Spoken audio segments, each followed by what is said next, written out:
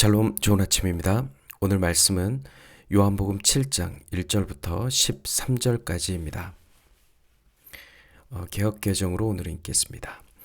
그 후에 예수께서 갈릴리에서 다니시고 유대에서 다니려 아니하심은 유대인들이 죽이려 함이로라. 유대인의 명절인 초막절이 가까운지라. 그 형제들이 예수께 이르되 당신이 행하는 일을 제자들도 보게 여기를 떠나 유대로 가소서. 스스로 나타나기를 구하면서 묻혀서 일하는 사람이 없나니 이 일을 행하려 하거든 자신을 세상에 나타내소서 하니, 이는 그 형제들까지도 예수를 믿지 아니함이로라. 예수께서 이르시되 내 때는 아직 이르지 아니하였거니와 너희 때는 늘 준비되어 있느니라.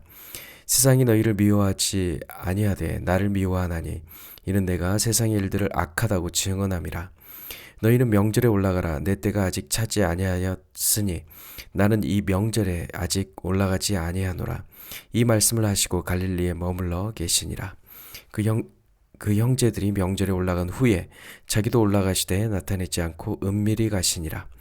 명절 중에 유대인들이 예수를 찾으면서 그가 어디 있느냐 하고 예수에 대하여 무리 중에서 수군거림이 많아 어떤 사람은 좋은 사람이라 하며 어떤 사람은 아니라 무리를 미혹한다 하나, 그러나 유대인들을 두려워함으로 드러나게 그에 대하여 말하는 자가 없더라. 아멘. 갈릴리에 계신 예수를 보며 예수의 형제들은 형님, 이렇게 시골 변방에만 있지 말고 자신을 세상에 나타내세요 라고 말합니다. 형님 정도의 능력이면 충분히 승산이 있다는 말입니다. 그러니 이제 큰 무대 중앙에 예루살렘으로 가서 예수의 그 뜻을 크게 펼치라 부축입니다. 민심을 등에 업는다면 충분히 예수와 그 형제들이 꿈꾸는 새로운 시대를 열 수 있다는 기대가 선 것입니다. 판단이 된 것이죠. 예루살렘 한복판에 서라는 이들의 요청에 깔린 그 근본 원인을 5절은 이렇게 말합니다. 이는 그 형제들까지도 예수를 믿지 아니함이로라. 아멘. 무엇을 믿지 못한 것일까요? 그들은 예수를 하늘에서 오신 생명의 떡으로 믿지 못한 것입니다. 육신을 만족해 하는 떡, 그들의 형편과 처지를 개선해 줄 육신의 떡으로 생각한 것입니다. 세상 죄를 짊어지고 십자가에 오르실 구원자로 믿지 못한 것입니다. 단지 그들의 기대에 부응하여 혁명적인 새 시대를 가져올 힘이 센 메시아로 믿고 따른 것이죠. 메시아의 길을 세상의 성공과 인기, 정치적 영향력으로 오해했습니다. 입으로는 예수 하면서 믿음이 없는 자들은 세상에서 자신의 집안을 일으키는 일에 관심이 많습니다. 우리 집안이 먼저 일어나서 좋은 일도 하고 그러면 좋은 거 아니야 라고 말합니다. 이유는 그럴듯합니다. 그러나 오늘 성경은 분명히 말합니다. 그것은 예수를 믿지 않기 때문에 그러는 것이다. 이스라엘 백성이 홍해바다를 건너 광야에서 초막을 지은 일을 기념하는 이제 그 초막절이 가까이 오자 예수의 형제들은 사람이 많이 모이는 이때가 시골에서 도시로 이동하여 번듯하게 성공할 수 있는 절호의 찬스라고 여기고 있습니다. 하지만 예수는 나는 올라가지 않겠다 말씀하십니다.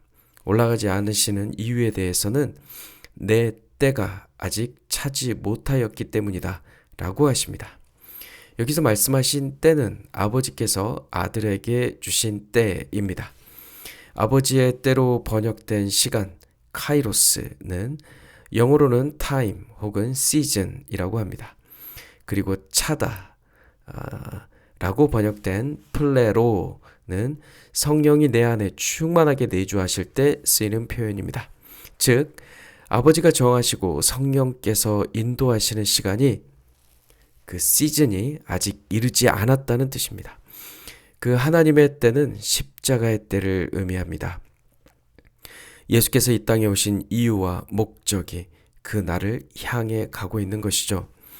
눈에 띄는 점은 예수께서 사람들의 말에 대해서 이리저리 치우치지 않으시고 완전한 자유와 독립으로 행동하시고 아버지에 대해서는 완전한 순종으로 행동하신다는 점입니다. 우리 그리스도인의 삶 또한 이와 같아야 합니다.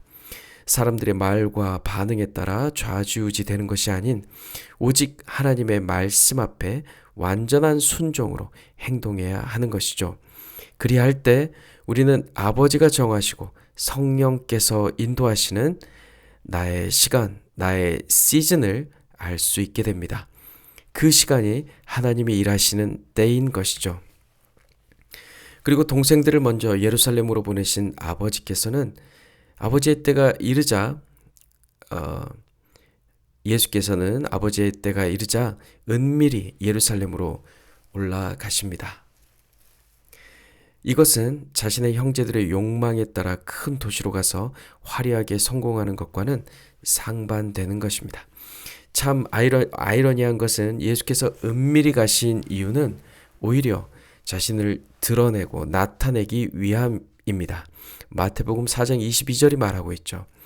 그래서 예수께서는 숨은 것이 알려지지 않을 것이 없다 라고도 말씀하셨습니다.